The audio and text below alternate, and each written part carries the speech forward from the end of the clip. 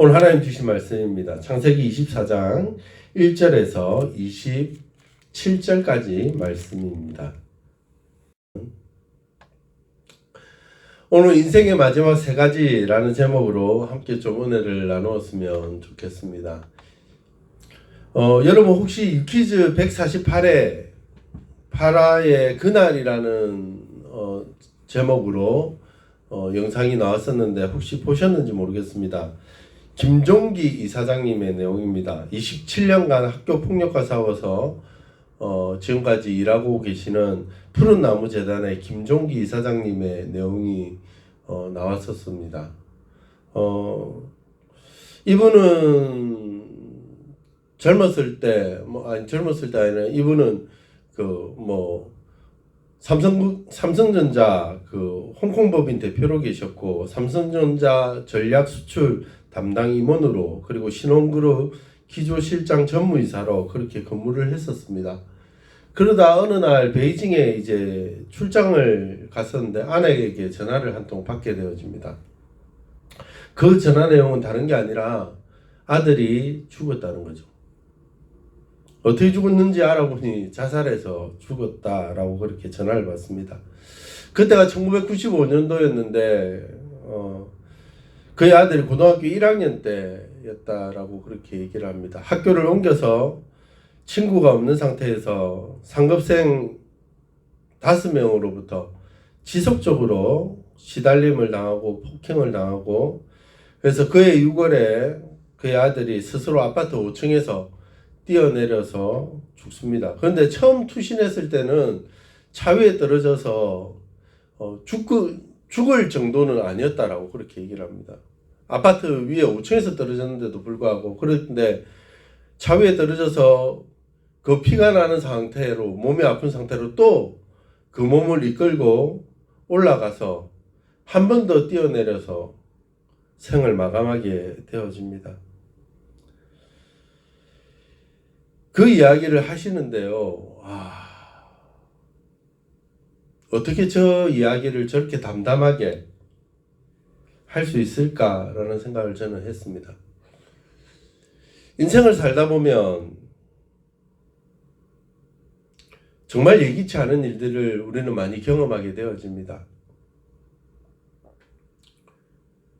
여러분은 인생을 살아오면서 마지막 인생을 살 때 여러분에게 소원이 있다면 3가지 소원을 들어주시겠다라고 얘기를 하면 무엇을 얘기를 하시겠습니까?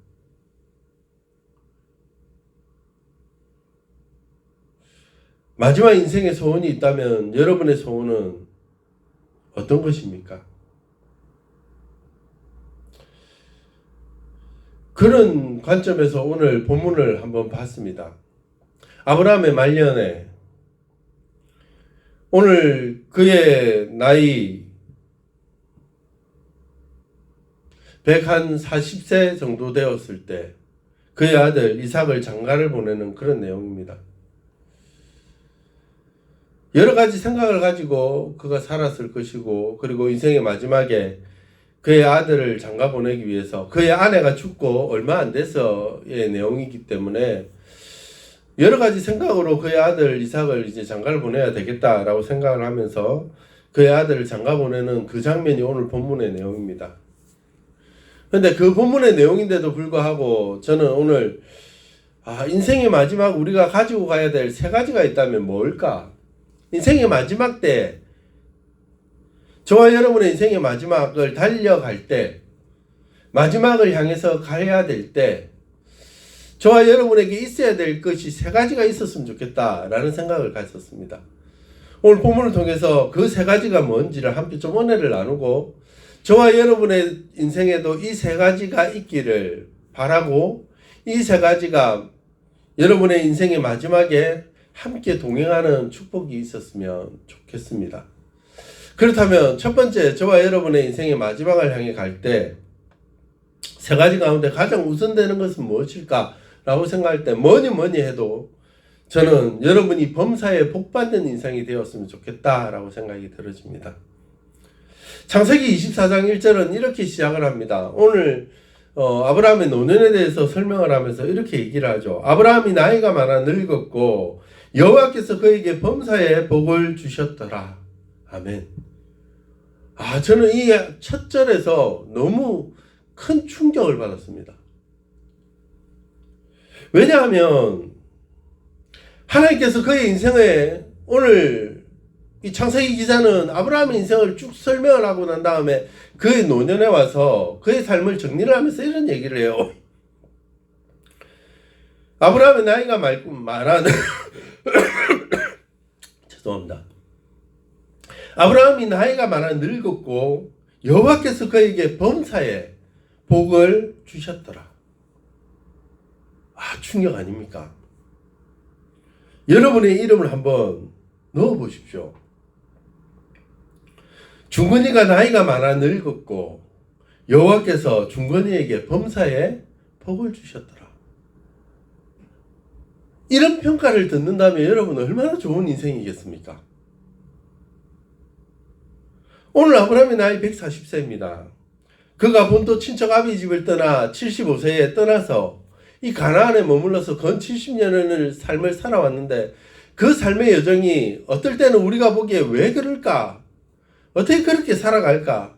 하나님 앞에서 그 믿음이 없이 늘 하나님 언제 아들 주시겠습니까? 라고 투정 부리던 그 사람.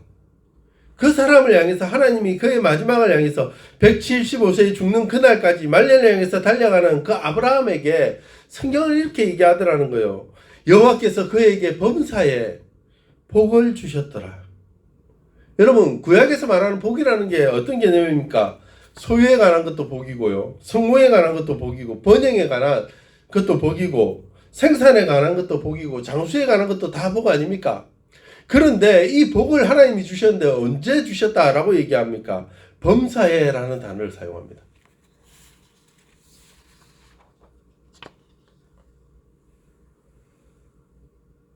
아니, 하나님이 복을 주셨는데 그 아브라함에게 늘 언제나 항상 복을 주셨다는 겁니다. 여러분의 인생도 이랬으면 좋겠지 않습니까? 유진이가 나이가 많아 늙었고 여호와께서 유진이에게 범사에 복을 주셨더라. 인우가 나이가 많아 늙었고 여호와께서 그에게 인우에게 범사에 복을 주셨더라. 이 다른 사람 안 하면 좀 억울하거든요. 상해가 나이가 많아 늙었고 여호와께서 상해에게 범사에 복을 주셨더라. 선영이가 나이가 많아 늙었고 여호와께서 선영이에게 범사에 복을 주셨더라. 영순이가 나이가 많아 늙었고 여호와께서 그에게 범사에 복을 주셨더라. 미애가 나이가 많아 늙었고 여호와께서 그에게 범사에 복을 주셨더라. 이것이 저와 여러분의 인생의 마지막을 향해 달려갈 때 하나님께서 저와 여러분의 인생의 한 줄을 딱 적는다면 이런 축복이 있어지기를 주님의 이름으로 간절히 축원합니다. 아멘 아닙니까? 얼마나 하나님께서 아브라함에게 복을 주셨는지 여러분 오늘 10절 말씀에 보면 이렇게 얘기를 합니다. 이에 종이 낙타 중 10匹를 끌고 떠났는데 곧 그의 주인의 모든 좋은 것을 가지고 떠나 메소포타미아로 가서 나홀의 성에 이르러. 아니 이 낙타를 데려갔는데 이 낙타에게 뭘 짐을 지었다고? 좋은 것들을 가득 채워서 보냈다는 겁니다. 여러분 낙타가요 짐을 얼마나 실을 수 있는 줄 아십니까? 고대 근동에 중동에 보면 낙타가 전투하는데 아주 중요한 역할을 합니다. 왜 그러냐 그러면 낙타 위에는 성을 쌓을 수 있습니다. 그래서 사람이 한 두세 명 올라가기도 하죠. 그러면서 전투를 하다 보니까 아주 낙타가요 전략적으로 중요한 무기입니다. 왜 그러냐면 이 낙타가 몇 킬로 정도 짐을 실을 수 있냐 그러면 455kg까지 짐을 실을 수 있대요. 그러면 오늘 여러분 한번 잘 보십시오. 낙타 10필에 짐을 실었다, 꽉 채웠다면 4,500kg를 지금 싣고 가는 겁니다. 여러분 좋은 것을 실는데 4,500kg를 실었다. 그런 4톤짜리 1톤짜리 트럭 4대가 가는 거예요. 4대가. 별로 뭐 큰 감동이 없으신 것 같은데 여러분 집에 있는 물건을 다 채워도 여러분 지금 4톤짜리 트럭 4대 실겠습니까? 여러분은 실을 수 있겠죠. 그런데 뭐 저희 집은 뭐 실을 게 없어요. 물건을 다 실어도 뭐 장롱 이런 거 뭐 큰 거 이런 거 빼고는 뭐 한 2톤만 하면 충분히 끝날 것 같습니다. 그런데 좋은 것으로 채웠는데 얼마를 채웠다고요? 낙타열필에 채워가지고 가더라라고 그렇게 얘기를 합니다. 여러분 이 얼마나 아브라함이 복을 받았을까요? 어떻게 아브라함은 복받는 인생, 그의 나이가 많아 늙음에 범사에 하나님께서 그에게 복을 주셨다라는 얘기를 어떻게 해서 들을 수 있었을까요? 그런 고민 아닙니까? 저와 여러분의 인생도 하나님께서 야 중건이가 나이가 많아 늙음에 그가 범사에 하나님 앞에 복을 받았다라는 얘기를 듣고 싶은 거 아닙니까? 어떻게 살았길래 그럴까요? 그 힌트를 우리는 신명기 28장에서 얻을 수 있습니다. 여러분 신명기 28장은 축복의 장이다 라고 얘기를 합니다. 복을 받은 장, 축복장이라고 그렇게 얘기를 합니다. 그런데 신명기 28장에 보면 힌트가 있는데요. 28장 1절에서 6절 말씀 보면 이거는 뭐 복받은 것의 일부분이긴 합니다만 내가 내 하나님 여호와의 말씀을 삼가 듣고 내가 오늘 내게 명령하는 그 모든 명령을 지켜 행하면 내 하나님 여호와께서 너를 세계 모든 민족 위에 뛰어나게 하실 것이라. 내가 내 하나님 여호와의 말씀을 청종하면 이 모든 복이 내게 임하며 내게 이르리니 성읍에서도 복을 받고 들에서도 복을 받을 것이며 내 몸의 자녀와 내 토지의 소산과 내 짐승의 새끼와 소와 양의 새끼가 복을 받을 것이며 내 강주리와 떡 반죽 그릇이 복을 받을 것이며 내가 들어와도 복을 받고 나가도 복을 받을 것이니라. 아멘. 쉽게 말하는 범사에 복을 받는다는 거 아닙니까? 이스라엘 백성들이 하나님이 축복을 얘기를 하면서 야 너에게 축복을 줄게. 축복을 주는 조건이 그런데 축복을 주는 조건이 있더라는 거예요. 범사에 복을 받는 조건이 있는데 그게 뭡니까? 1절과 2절 말씀입니다. 그게 뭡니까? 내가 여호와의 말씀을 삼가 듣고 내가 오늘 내게 명하는 그 모든 명령을 지켜 행하면 아브라함이 지금까지 인생을 살아오면서 하나님의 명령대로 살지 못했던 그런 인생이었습니다. 그럼에도 하나님이 복을 주셨는데 더 큰 축복은 언제부터 주어집니까? 아브라함이 그의 믿음으로 그의 아들을 드리기 시작할 때부터 그의 삶의 복이 완전히 폭포수처럼 쏟아지더라는 거죠. 왜 그랬습니까? 그가 하나님의 말씀을 듣고 그 말씀을 그 명령을 지켜 행하기 시작하니까요.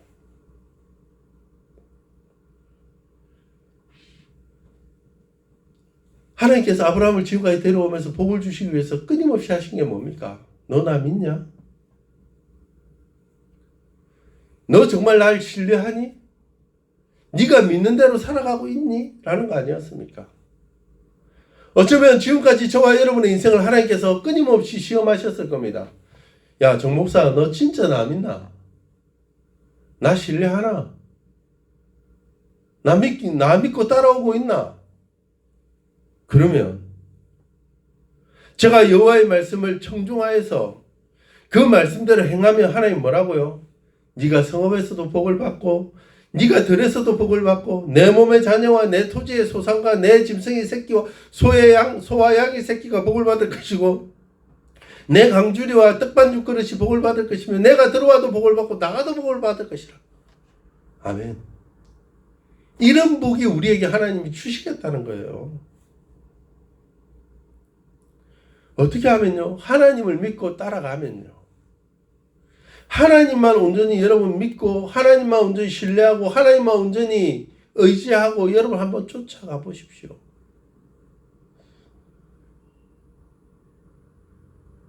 저는 믿는 것이 있습니다. 그것은 하나님입니다. 그 하나님을 믿게 된 계기도 이 성경 말씀을 통해서 믿게 되었습니다. 저는 인생을 살아오면서 제일 안타까운 사람들이 있습니다. 그게 누군지 아십니까? 하나님을 믿을 수 있는 기회를 얻었지만 그 하나님을 믿지 못하는 사람들. 특별히 이런 사람들이 있습니다. 야, 저 인간이 교회 다니나? 나 저 사람 때문에 교회 안 다닐 거다. 여러분, 교회는 안 다니도 돼요. 하지만 하나님은 믿어야 됩니다. 하나님을 믿으면 교회를 나올 수밖에 없죠. 왜? 믿음의 공동체이기 때문에. 그런데 그 공동체에 속해 있는 정말 믿음 없는 사람 때문에 자기가 상처받아가지고 교회를 안 나오는 사람들이 있어요. 하나님을 안 믿는 사람들이 있어요. 여러분, 그 사람들이 저는 볼 때 제일 안타까워요. 왜요?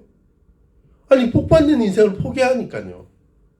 복을 받을 수 있는데 들어와도 복을 받고 나가도 복을 받고 내 광주리에 떡반죽 그릇이 복을 받고 내 빈 그릇에 복이 넘쳐나는데도 불구하고 그 복을 받을 수 있는 조건을 차버리니까요. 그런 사람이 제일 안타까워요. 이 땅에 우리의 인생이 마지막이라면 예수 안 믿어도 되죠. 하나님 안 믿어도 되죠. 하지만 우리의 인생이 여기서 끝이 아니니까요.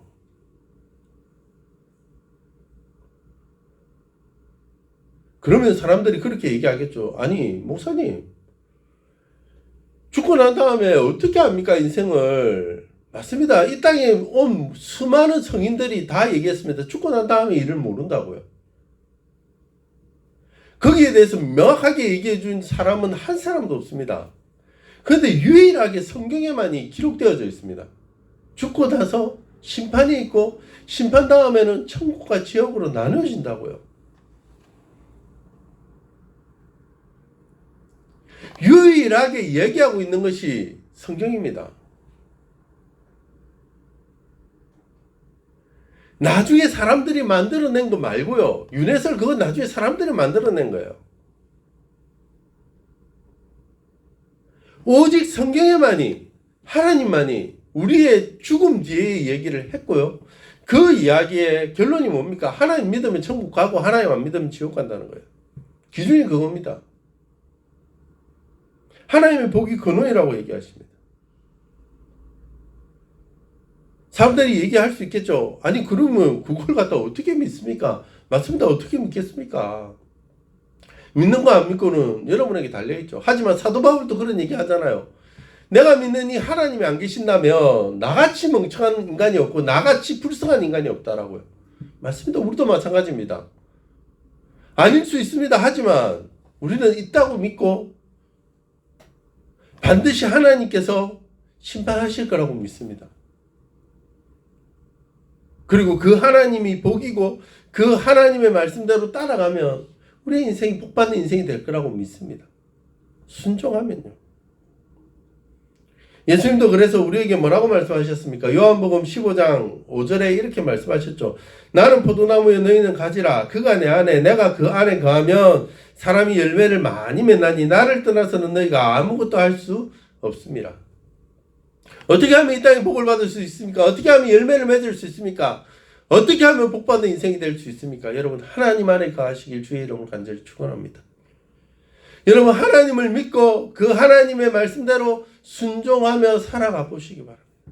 그때 우리 인생의 마지막에 아브라함이 그의 아들 독자 이삭을 바치고 난 다음에 그에 대한 평가가 그가 나이가 많음에 늙었고 여호와께서 그에게 범사의 복을 주셨더라 하였던 것처럼 저와 여러분의 인생에도 이런 축복의 말씀이 동일하게 선포되어질 수 있기를 주의 이름으로 간절히 축원합니다. 그래서 저와 여러분의 인생에 범사의 복이 넘치는 인생, 범사가 잘 되는 인생, 범사가 형통한 인생을 사는 마지막을 살아가는 저와 여러분의 인생이 되어주시기를 다시 한 번 더 주님의 이름으로 간절히 축원합니다. 두 번째입니다. 우리의 인생의 마지막 가져야 할 세 가지 가운데 두 번째가 뭘까요? 저는 좋은 동력자라고 그렇게 생각을 합니다. 오늘 창세기 24장 2절은 이렇게 저에게 말씀을 합니다. 아브라함이 자기 집 모든 소유를 맡은 늙은 종에게 이르되 청하건대 내 허벅지 밑에 내 손을 넣어라. 여러분 내 허벅지 밑에 내 손을 넣어라 라는 건 뭡니까? 맹세거든요. 서로 맹세하자 이 말씀입니다. 그래서 9절에서도 허벅지 아래에 손을 넣고 맹세합니다. 여러분 허벅지 아래에 뭐가 있습니까? 한번 넣어보이소. 허벅지 아래 고개가 안 숙여져요 이러면서 서로의 허벅지 아래 뭐가 있습니까? 그 시기가 있잖아요. 그 시기가. 그 시기에. 맞습니다. 여러분이 생각하는 그 시기입니다. 그걸 거기에 손을 왜 넣냐고요. 이상한 사람들이죠. 그것은 생명의 근원 아닙니까? 그 시기가. 그죠? 그러니까 그 시기에 그걸 넣고 한다는 것은 우리의 생명을 걸고 당신과 하고 나하고 이것을 지키겠다라고 맹세하는 겁니다. 지금도 베두인족 그 유목민들에게는 이렇게 맹세하는 사람 풍습이 아직도 내려온다라고 그렇게 얘기합니다. 왜냐하면 그만큼 중요한 거예요. 아니 자신의 아들을 장가 보내기 위해서 지금 아브라함은 자신이 갈 수 없으니까 사람을 보냅니다. 사람을 보내는데 누구를 보내냐 그러면 자기 집의 모든 소유를 맡은 늙은 종에게 이 일을 맡깁니다. 근데 이 모든 것들 자기 집의 모든 소유를 맡은 종이다 라고 그렇게 얘기하지 않습니까? 자기 집에 있는 여러분에게 모든 것을 다 맡겨서 누군가가 탁 줬다. 이걸 잘 전달해 주십시오. 쉽게 말씀을 드리면 이런 거죠. 제가 여러분에게 1,000억을 주면서 제가 가지고 있는 건 전부니까 이걸 잘 전달해 주십시오. 누구누구에게 전달해 주십시오. 라고 여러분에게 맡길 수 있다. 라고 하면 그 사람은 진짜 믿을 수 있는 사람이죠. 안 그렇습니까? 요즘 여러분 그 인감증명 함부로 떼주면 안 되는 거 아시죠? 근데 제가 여러분들한테 급하다고 그러는 거예요. 아유, 자매님, 형제님, 제가 급해서 그러는데 인감증명 한 통만 좀 떼주십시오. 어디서 쓸 건데요? 뭐 할 건데요? 누구한테 줄 건데요? 이거 안 물어보시겠어요, 여러분? 안 물어본다고요? 감사합니다. 물어볼지 안 물어볼지 이게 표정을 못 보니까 이게 알 수가 없네요. 여러분 안 물어보고 준다는 건 뭡니까? 그만큼 내가 믿을 수 있다는 거 아닙니까? 내 모든 것들을 다 너에게 줄 수 있는 늙은 족이라는 거예요. 아마 이 사람은 아브라함이 창세기 15장에 하나님 앞에 하나님 이 엘리에셀을 나의 장자로 그렇게 만들어 주십시오. 내 종이지만 얘는 장자입니다. 라고 했던 엘리에셀이 아닐까라고 모든 사람들이 생각을 합니다. 오늘 본문에는 늙은이라고 번역을 하지만 다른 성경을 보면 이 늙은이라는 단어가 장로, 어른이라는 얘기예요. 그러니까 단순히 늙은이가 아니라는 거예요. 내가 믿고 맡길 수 있는 나의 사랑하는 동력자, 나와 함께 내 모든 것을 줄 수 있는, 그리고 내 마음을 알고 있고 내 뜻을 알고 있고 내 생각을 파악하고 있는 사람. 네가 나고 내가 니다 라고 얘기할 수 있는 사람.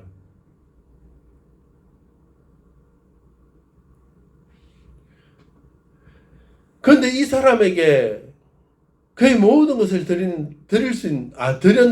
줬는데 그 이유가 뭡니까? 오늘 3절 말씀 보면 내가 너에게 하늘의 하나님 땅의 하나님이신 여호와를 가리켜 맹세하노라. 하나님이 중간에 있는 거예요. 이 두 사람 사이에.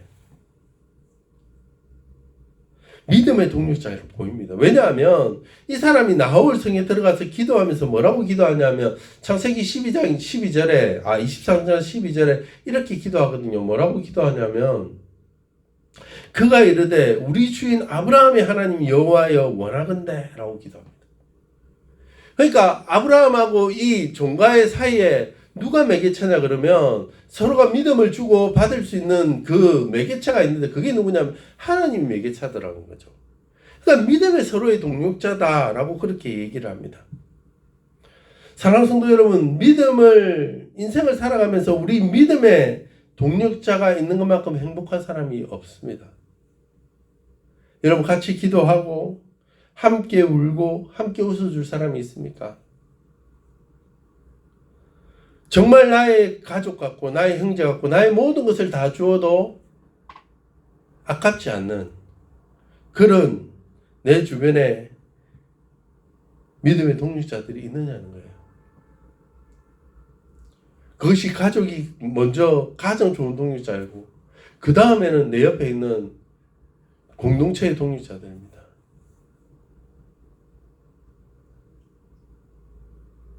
여러분에게 저는 어떤 동력자입니까?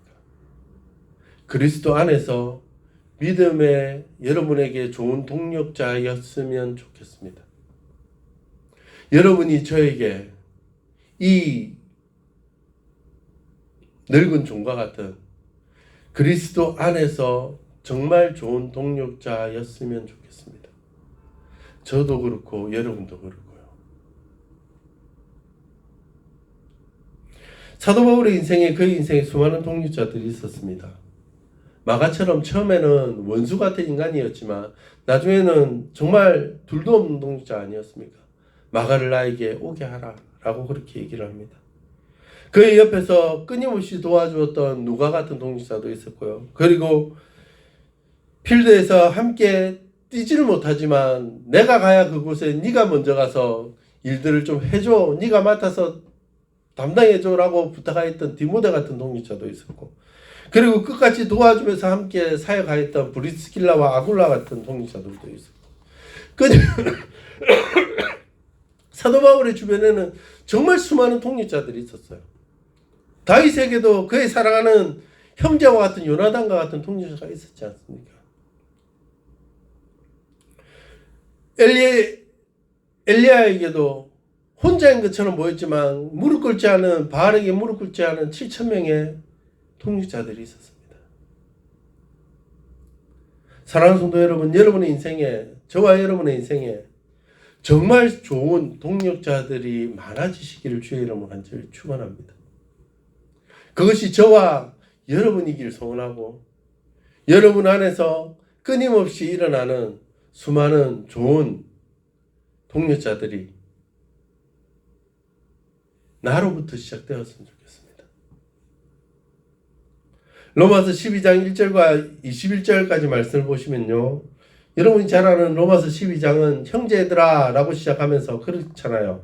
내가 하나님의 모든 자비하심으로 너희를 권하노니 너희 몸을 하나님이 기뻐하시는 거룩한 산 제물로 드리라. 이는 너희가 드릴 영적 예배니라. 너희는 이 세대를 본받지 말고 오직 마음을 새롭게 함으로 변화를 받아 하나님의 선하시고 기뻐하시고 온전한 뜻이 무엇인지 분별하도록 하라. 그러면서 오늘 이 세대를 살아가는 사람들의 특징에 대해서 쭉 설명을 합니다. 그 사람들의 특징이 뭔지 아십니까? 내게 주신 은혜로 말미암아 너희 각 사람에게 말하노니 마땅히 생각할 그 이상의 생각을 품지 말고 오직 하나님께서 각 사람에게 나눠주신 믿음의 분량대로 지혜롭게 생각하라. 뿐만 아니라 우리는 한 몸에 많은 지체를 가졌으나 모든 지체가 같은 기능을 가진 것이 아니니 이와 같이 우리 많은 사람이 그리스도 안에서 한 몸이 되어 서로 지체가 되었느니라. 쉽게 말해서 뭡니까? 우리는 한 몸이고 한 지체이기 때문에 서로 믿음의 동력자다라는 그 말입니다. 그러면서 하는 얘기가 뭡니까? 로마서 12장 15절에서 18절까지 이렇게 말씀하시죠. 죄송합니다.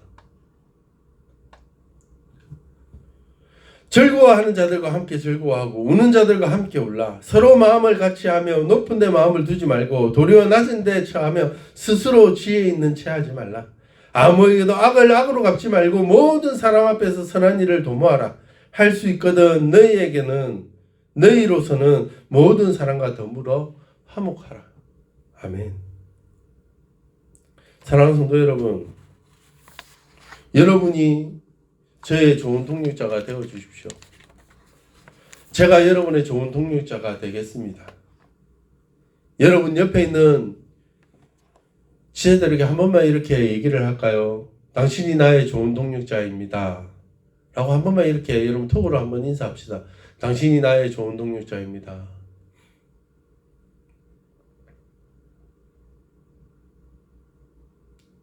당신이 나의 좋은 동력자입니다. 톡으로 우리 한 번만 인사를 할까요? 유진자매님 나의 좋은 동력자입니다. 내가 유진자매님의 좋은 동력자가 되겠습니다. 나머지는 동력자 되기 싫으신가 봐요. 아무도 안 하시네요.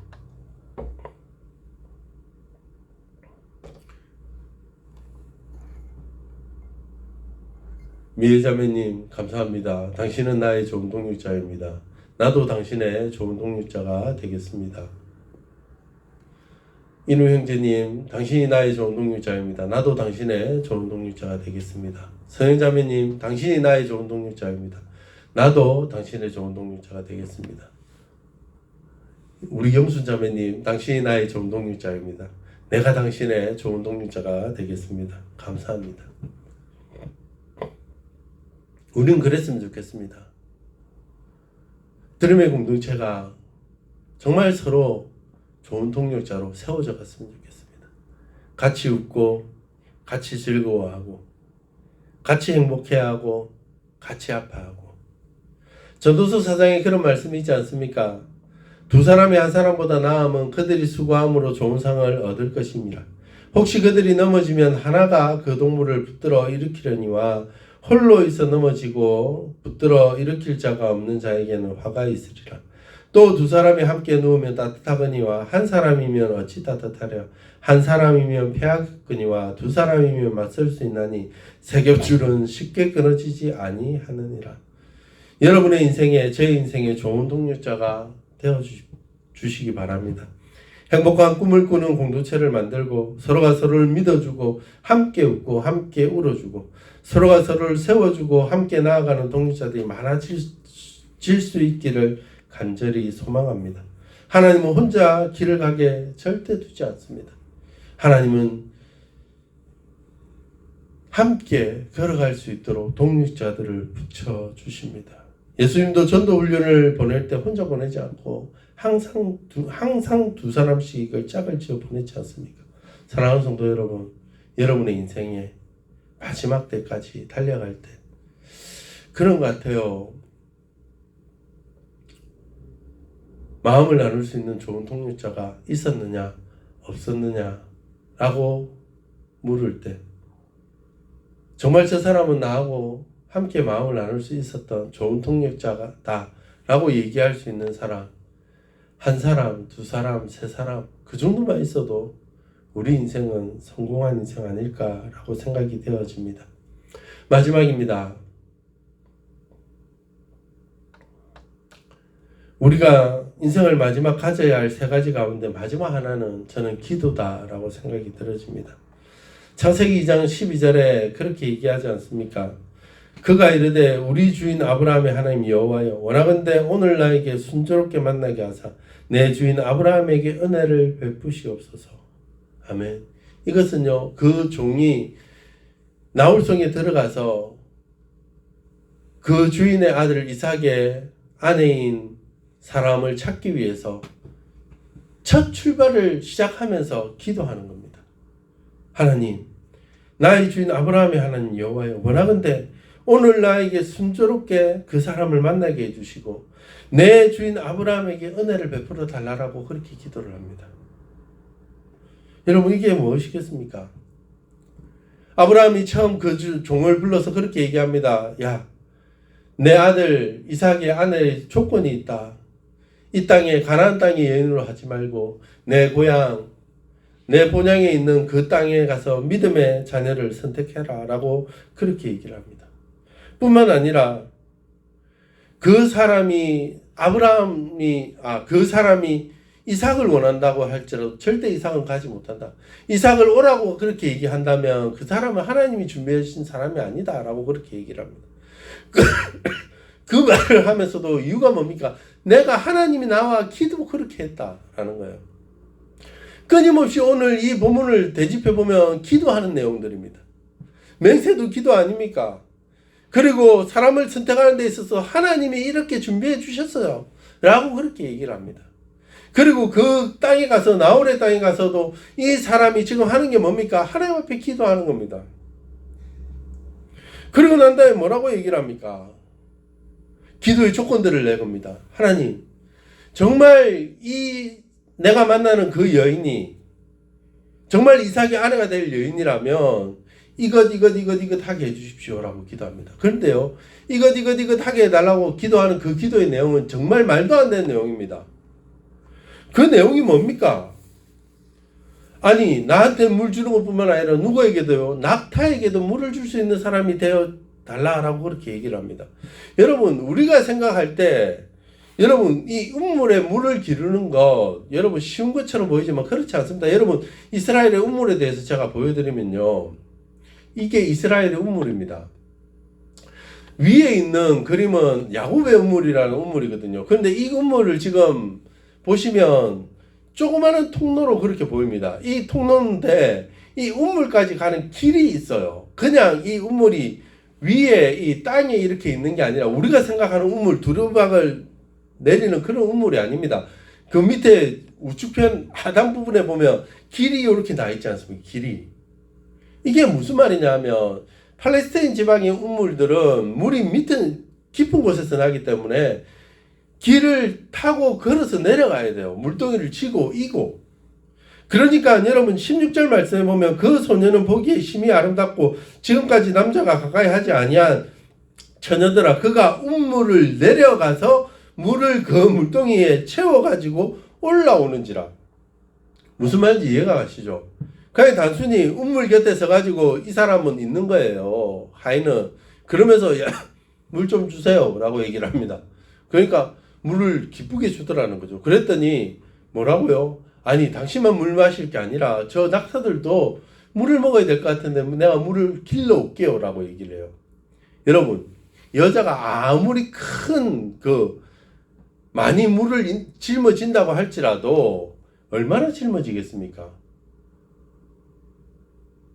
한 50리터 짊어지겠습니까? 그런데 중요한 건 뭔지 압니까? 낙타가 물을 얼마나 먹느냐는 거예요. 이게 저녁이잖아요. 지금까지 길을 걸어왔잖아요.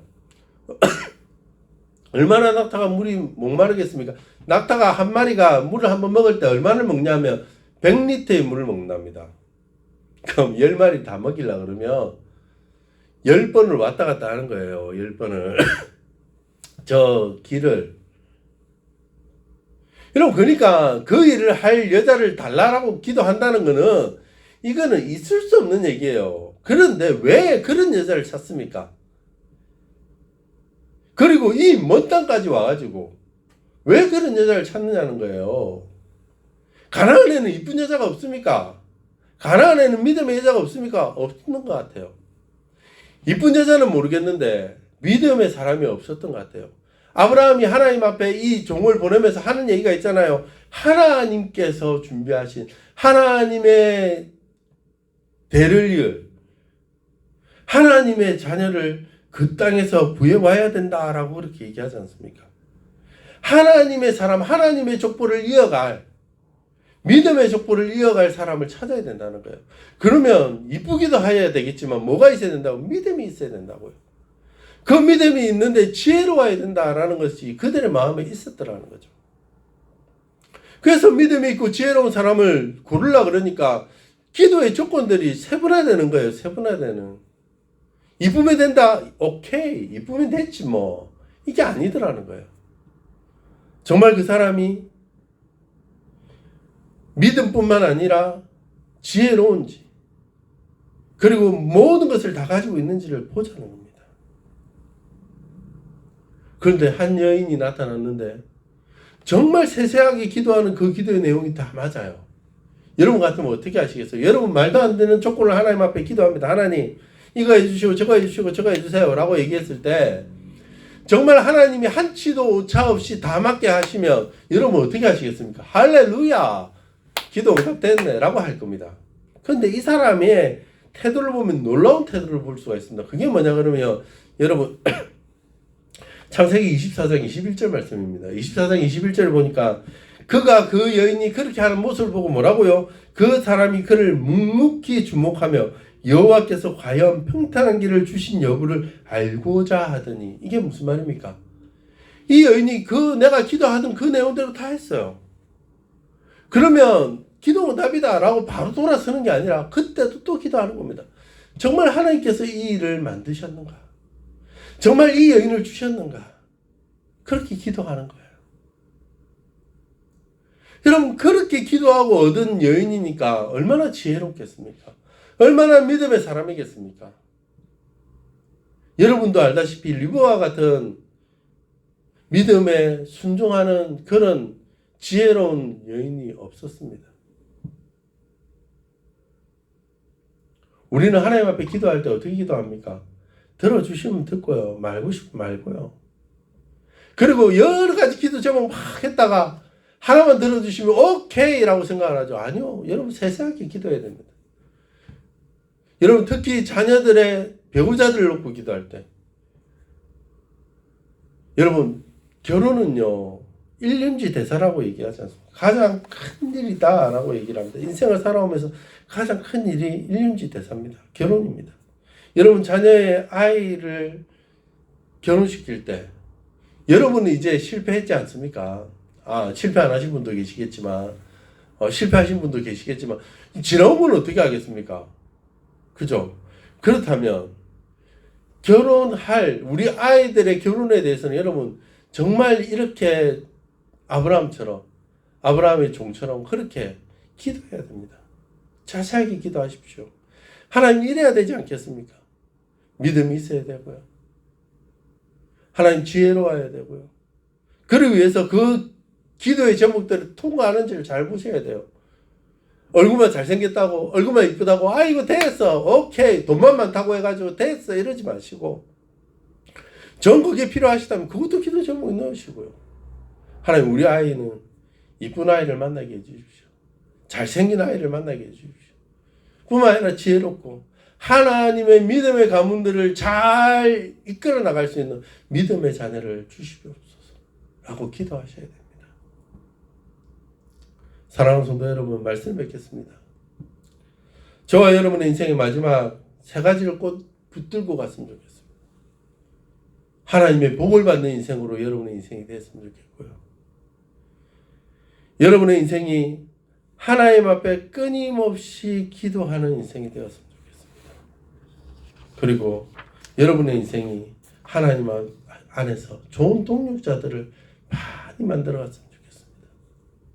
그래서 주님이 오시는 그날, 주님이 저와 여러분들을 품고 안으실 때 잘했다, 멋진 아들, 수고했다 라는 얘기를 들을 수 있었으면 좋겠어요.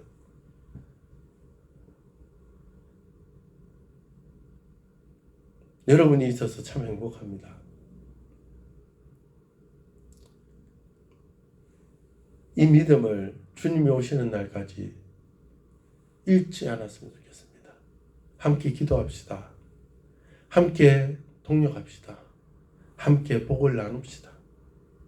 그래서 정말 지금부터 하나님의 복이 흘러나가는 교회, 하나님의 축복이 흘러나가는 저희 인생, 저와 여러분들의 인생이 되어서 주님이 오시는 그날 잘했다 잘했다 칭찬 얻는 저와 여러분들의 인생이 되어지시기를 다시 한 번 더 주님의 이름으로 간절히 축원합니다.